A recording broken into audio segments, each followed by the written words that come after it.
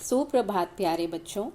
आज हम संस्कृत में पुरुष, वचन और लिंग के बारे में पढ़ेंगे, जिससे आप संस्कृत की पाठ्य पुस्तक के अभ्यास को बड़ी सरलता से हल कर सकेंगे, क्योंकि अभ्यास को समझने के लिए इन बातों का ज्ञान होना आवश्यक है। तो देखिए, सबसे पहले संस्कृत में कितने पुरुष होते हैं। संस्कृत में 3 पुरुष होते हैं। पहला प्रथम पुरुष, दूसरा मध्यम पुरुष और तीसरा उत्तम पुरुष। प्रथम पुरुष यानी ये परोक्ष की वस्तुओं के लिए प्रयोग में लाया जाता है। जो चीज आपसे दूर है उसके लिए प्रथम पुरुष। मध्यम पुरुष समक्षम यानी सामने के लिए, और उत्तम पुरुष स्वयं एव च स्वयं के लिए प्रयोग में लाया जाता है। प्रथम पुरुष के कर्ता कौन से होते हैं? स, तौ, ते। स अर्थात वह, तौ वे दो, ते वे सब। मध्यम पुरुष के कर्ता त्वम, युवाम, यूयम अर्थात तुम, तुम दो, तुम सब। उसके बाद उत्तम पुरुष के कर्ता होते हैं अहम, आवाम, वयम। अहम अर्थात मैं, आवाम हम दो, वयम हम सब।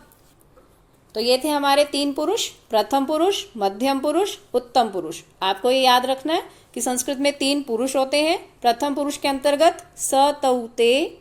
मध्यम पुरुष में त्वम, युवाम, यूयम। और उत्तम पुरुष में अहम, आवाम, वयम। उसके बाद आता है वचन। संस्कृत में 3 वचन होते हैं, एक वचन, द्विवचन और बहुवचन। एक वचन एक के लिए प्रयोग में लाया जाता है, द्विवचन 2 के लिए और बहुवचन 3 या उससे अधिक के लिए। संस्कृत में 3 ही लिंग होते हैं, पुल्लिंग, स्त्रीलिंग और नपुंसकलिंग। पुल्लिंग किसे कहते हैं? जिससे पुरुष जाति का बोध हो, उसे हम पुल्लिंग कहते हैं। उदाहरण देखिए, जैसे शिक्षकः, शिक्षकः अर्थात अध्यापक। वानरः बंदर, कपोतः कबूतर, अजः बकरा। स्त्रीलिंग जिससे स्त्री जाति का बोध हो, उसे हम स्त्रीलिंग कहते हैं। जैसे बालिका, शिक्षिका, लता, चटका, अजा। बालिका यानी लड़की, शिक्षिका अध्यापिका, लता बेल, चटका चिड़िया और अजा बकरी। अब नपुंसक लिंग किसे कहते हैं? जिससे ना तो पुरुष जाति का बोध हो, ना ही स्त्री जाति का, बल्कि जिससे निर्जीव पदार्थों का, नॉन लिविंग थिंग्स जो होती हैं, उनके लिए जो प्रयोग में लाया जाए उसे हम नपुंसक लिंग कहते हैं। जैसे पुस्तकम किताब, कलमम लेखनी, सूत्रम धागा, नारिकेलम नारियल। ये सारी निर्जीव वस्तुएं हैं। अब देखिए, हमने पढ़ लिया कि पुरुष 3 होते हैं, वचन 3 होते हैं और लिंग 3 होते हैं। अब इनका अभ्यास में प्रयोग कैसे किया जाता है, ये देखिए। सबसे पहले हम पठ धातु देखते हैं। पठ धातु का लट लकार। आप देखिए, इसे सबसे पहले आप ऊपर लिखते हैं एक वचन, द्विवचन और बहुवचन। अब आपको इन तीनों वचनों का मीनिंग क्लियर है कि एक वचन 1 के लिए, द्विवचन 2 के लिए और बहुवचन 3 या उससे अधिक के लिए। इसके सामने आप लिखते हैं प्रथम पुरुष, मध्यम पुरुष और उत्तम पुरुष। ठीक है। पठती, पठतः, पठन्ति, ये है आपकी प्रथम पुरुष की क्रिया। मध्यम पुरुष की पठसी, पठतः, पठत। उत्तम पुरुष में पठामी, पठावः, पठामः। अब प्रथम पुरुष के कर्ता हमने पढ़े थे स, तौ, ते। वह, वे दो, वे सब, ये इनका अर्थ है। अब प्रथम पुरुष के कर्ता के साथ हमेशा प्रथम पुरुष की क्रिया का ही प्रयोग होता है। उदाहरण देखिए, स पठति। अब प्रथम पुरुष का कर्ता, एक वचन का कर्ता क्या है? वह। ठीक है, वह को संस्कृत में हम कहते हैं स।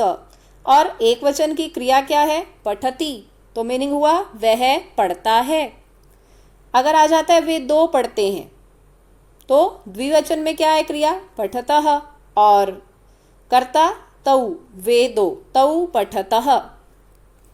वे सब पढ़ते हैं, ते को क्या कहते हैं? वे सब। और बहुवचन की क्रिया पठन्ति, तो वाक्य बन जाएगा ते पठन्ति। इसी प्रकार से मध्यम पुरुष के कर्ता के साथ मध्यम पुरुष की क्रिया का प्रयोग होता है।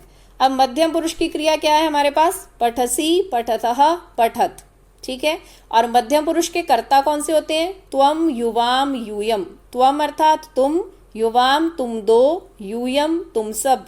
अब वाक्य देखिए, तुम पढ़ते हो, तो तुम को हम संस्कृत में त्वम, एक वचन की क्रिया कर्ता, उसके बाद पढ़ते हो, एक वचन की क्रिया क्या है? पठसी। ऐसे ही तुम सब पढ़ते हो, तो तुम सब के लिए क्या आ जाएगा, बहुवचन है तुम सब, यूयम पठत। अगर होता तुम दो पढ़ते हो तो मध्यम पुरुष ले लेते हैं हम, मध्यम पुरुष में क्या कहते हैं, युवाम, और क्रिया क्या है, पठतः, तो वाक्य बन जाता है युवाम पठतः। तो आपने ये ध्यान रखना है कि जिस पुरुष का कर्ता है उसी के अनुसार आपको क्रिया लगानी है, उसी पुरुष की क्रिया लगाओगे आप।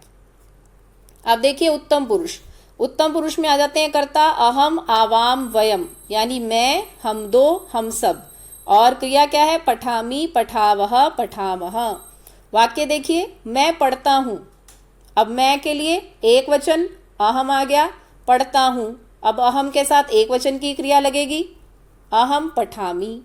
हम दो पढ़ते हैं, अब हम दो द्विवचन है, तो द्विवचन के लिए आवाम, उसके बाद क्रिया क्या लग जाएगी, पठावह।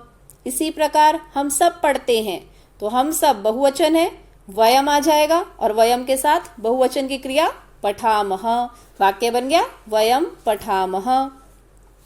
अब देखिए एक प्रश्न देखिए, अगर आपसे प्रश्न पूछा जाए कि रिक्त स्थान भरे, ठीक है, इसमें आपको ऑप्शंस दिए हुए हैं, दो वर्ड्स वयम और अहम। रिक्त स्थान है डैश पठामी, अब आप क्या भरेंगे, वयम भरेंगे या अहम भरेंगे यहाँ पर। तो इसके लिए हमें एक बार धातु रूप देख लीजिए कि पठ धातु। अब इसमें ढूंढिए कि पठामी कौन से पुरुष की क्रिया है। प्रथम पुरुष में तो है पठती, पठतः, पठन्ति। मध्यम पुरुष पठसी, पठतः, पठत। उत्तम पुरुष पठामी, पठावह, पठामह। अब पठामी उत्तम पुरुष एक वचन की क्रिया है, ठीक है। अब उत्तम पुरुष है तो उत्तम पुरुष का ही कर्ता लगेगा, निश्चित है, क्योंकि जिस पुरुष का कर्ता होगा वही क्रिया होगी। तो उत्तम पुरुष के कर्ता कौन से थे, अहम, आवाम, वयम। अब यहाँ पर तो वयम भी दिया हुआ है, वयम भी उत्तम पुरुष का है, लेकिन यहाँ पर क्या लगेगा, हमने वचन भी देखना है कि एक वचन है, द्विवचन है या बहुवचन है।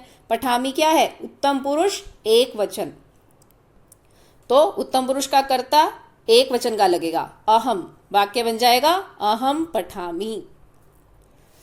उसके बाद देखिए दूसरा प्रश्न, त्वम पठसी, ये वाक्य दिया गया है आपको, ठीक है। इस वाक्य को बहुवचन में बदलें। आपको एक वाक्य दिया त्वम पठसी, इस वाक्य को बहुवचन में बदलें। अब यहां पर त्वम क्या है, मध्यम पुरुष एक वचन, त्वम का बहुवचन क्या होगा, देखिए पहले मध्यम पुरुष के कर्ता देख लीजिए, त्वम युवाम यूयम। त्वम एक वचन है, युवाम द्विवचन है, और यूयम बहुवचन है, तो त्वम का बहुवचन क्या हो गया, तुम सब, यूयम, आधा वाक्य हो गया। अब पठसी का बहुवचन देख लीजिए, मध्यम पुरुष पठसी, पठतः, पठत, तो पठसी एक वचन है, पठतः द्विवचन है, और पठत बहुवचन है, तो वाक्य क्या बन जाएगा, यूयम पठत, हो गया ये बहुवचन। इस प्रकार से आपको पुरुष को देखना है और उसके बाद उसके अनुसार क्रिया लगानी है। तो अब आप इसका अभ्यास कीजिए। धन्यवाद।